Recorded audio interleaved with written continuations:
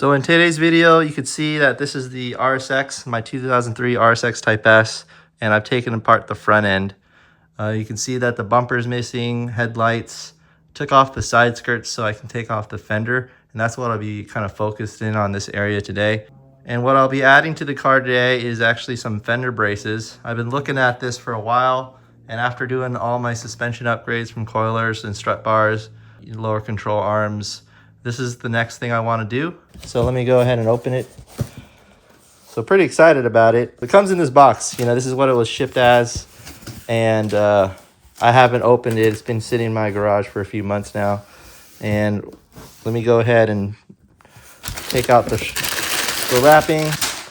All right, and there it is. Here is the part.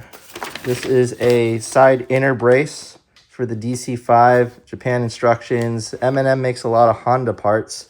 That's why they have mnmhonda.com. And so check it out. This is what it is. This is the sticker that they give me. And this is the part.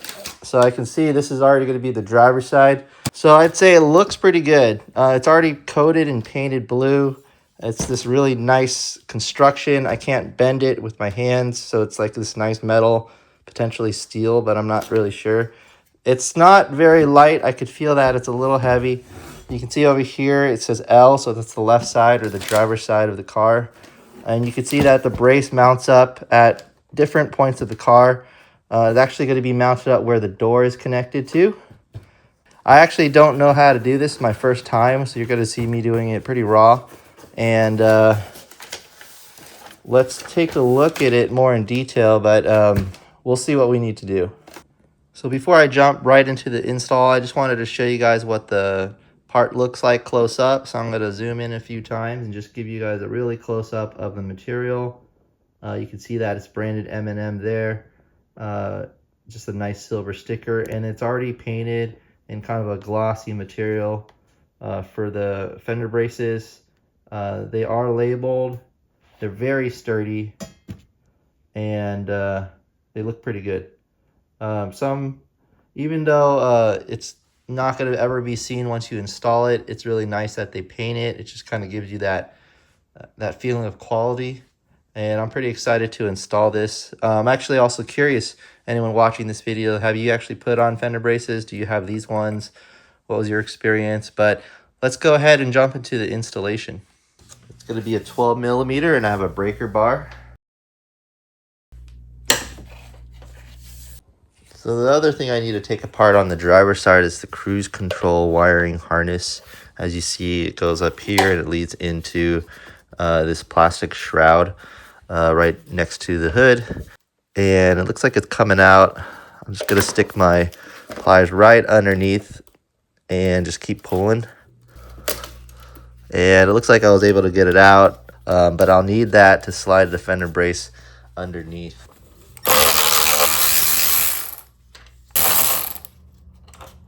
All right, so I've just taken out the top 2 bolts of the door. I haven't taken out the bottom because I'm afraid they're going to fall out. So before I start any further, I'm going to try to protect the door. And I have these magnetic clips here that should just rest on the door. And you can see that sort of holding there. And so I'm going to pull it as far as I can right here. So it doesn't block my view, but it does protect the door. So as you're doing this install, you want to protect your paint.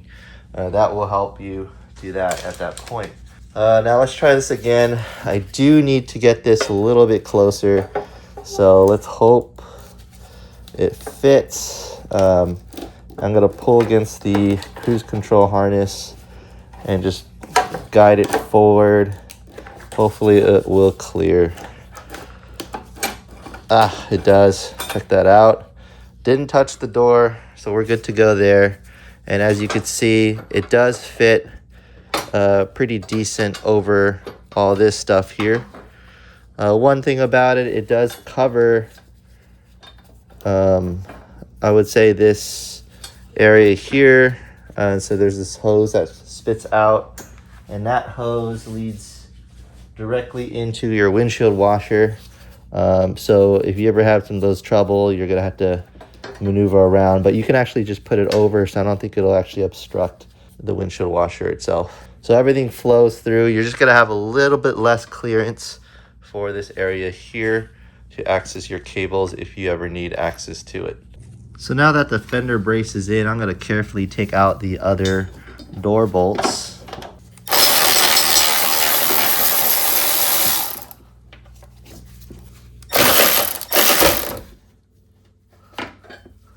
All right, I'm gonna keep that bolt there.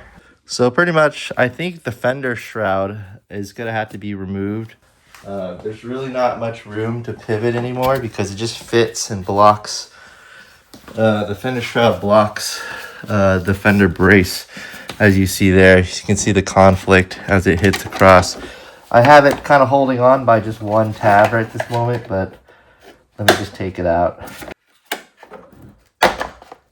As you see there, I've taken out the last tab. I'll still try to see if I could fit it, but actually I think this is just a sacrificial layer at this point. That keeps all that dust and debris from entering it, but we'll see if we can find another way. So one thing about it is I've taken out 3 bolts. I haven't taken out the 4th because the door is now loose. So there's 2 options. I can take out the bolt and put a little pressure on the door so that it doesn't fall through. But I'm gonna actually try to be a little bit safe, and we're gonna try a method here. We're gonna actually put one of the bolts in for the door. I'm gonna spin it across the top. I'm gonna lift the door up, and we'll see if it goes through.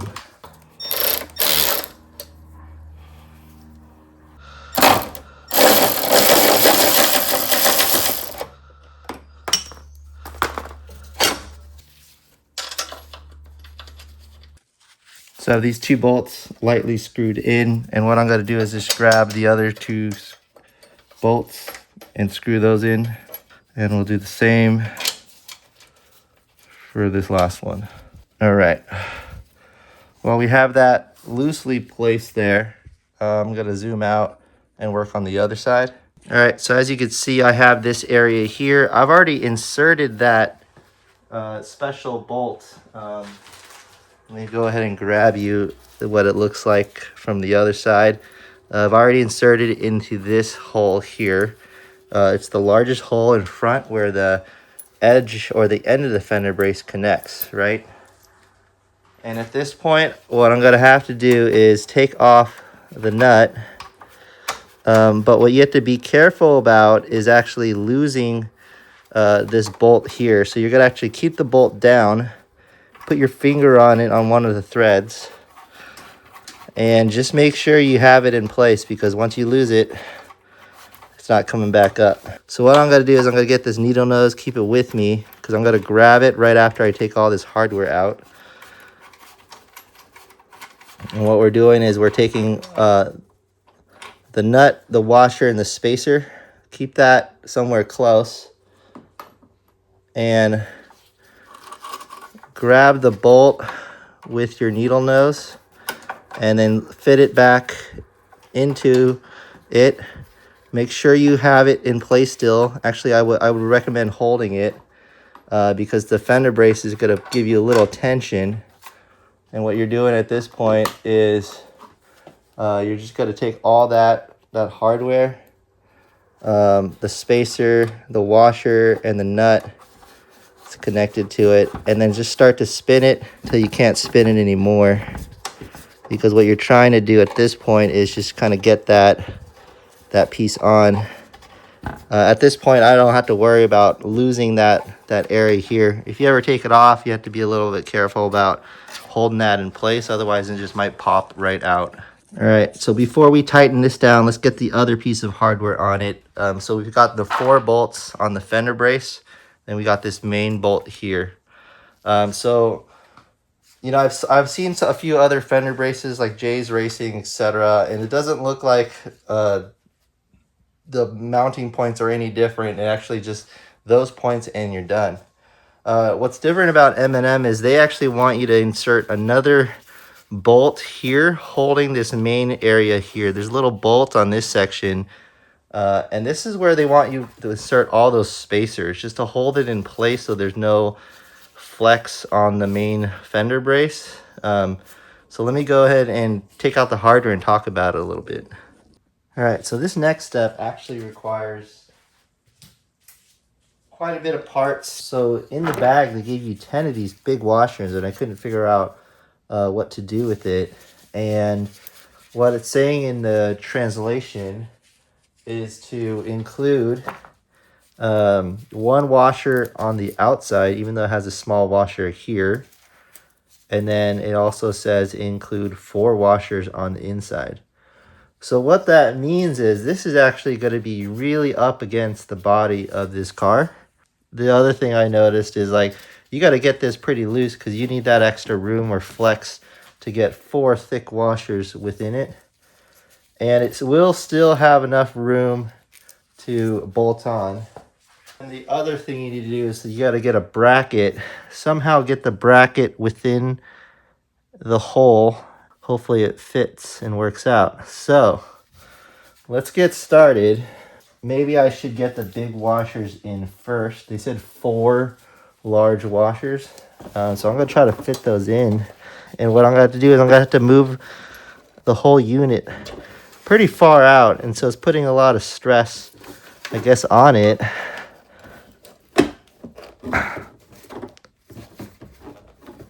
Oh, gosh.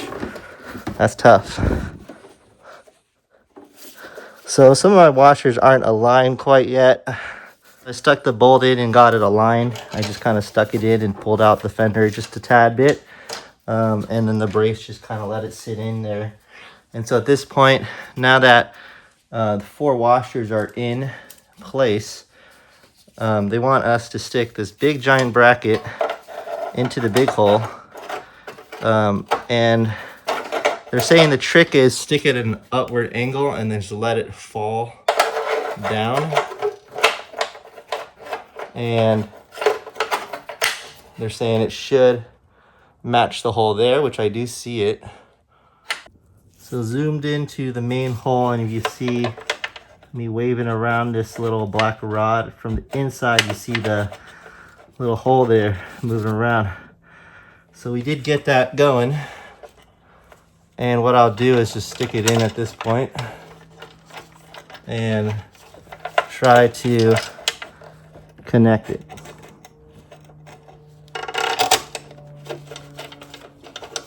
And it looks like I have connected it. It looks like we're just gonna leave this black thing there. It's just holding that area there. It's just our way of getting a lock washer in there. And I guess at this point we just tighten it up, as you see there. So we got it in.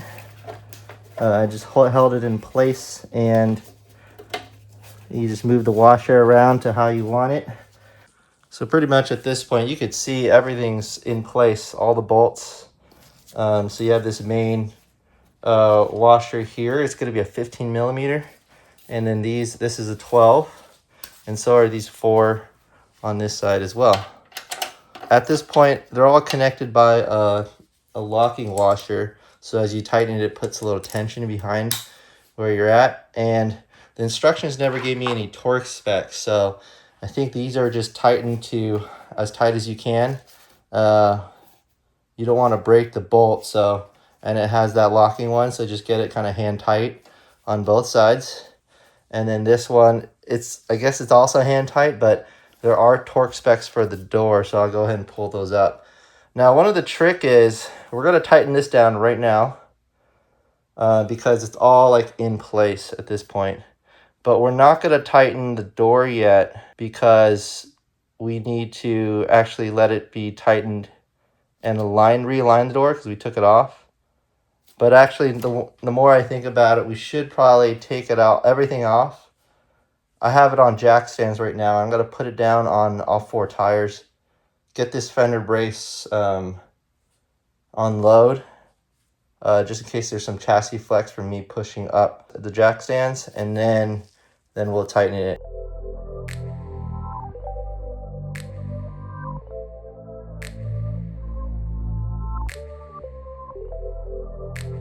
All right, a little bit more progress. I got the car down. It is low from what the position it was before. and you can see that it's ready to be tightened down.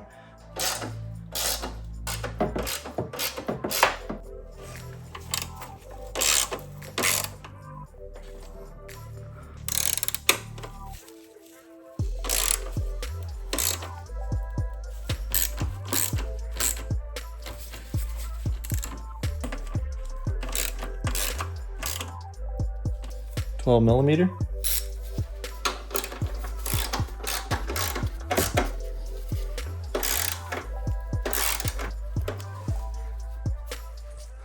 The door bolts are going to be at 22 foot-pounds.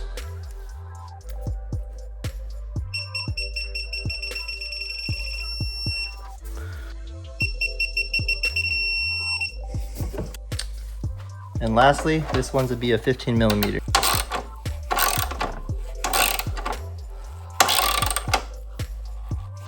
So got it tight enough. I'm not doing it too tight. Just about one hand. Hand tighten it as much as you can. And then once you feel like it's tight enough, you should stop because you don't want to break the bolt off. Again, M&M instructions, there is no listing of torque specs. So I guess it's just kind of up to your discretion. For me, I just did it enough to kind of hold in place. If I need to remove in the future, I can. But that's pretty much it. So again, the driver's side is now installed, as you see there. It's right up against the fender wall and the chassis. So let's check the door. So as you remember, we took off the door. And so when you take off the door, you run the danger of not aligning it correctly. And you can see that it is hitting. So I'm gonna have to realign the door a little bit and see what's going on. So over here, I'm just making some adjustments. I took a look at the door connection, the door, the latch itself, where it connects and locks in place. I'm using a jack to hold that side up while I'm tightening this area. So I'm gonna go ahead and do that real quick, and then I'll check back when it's done.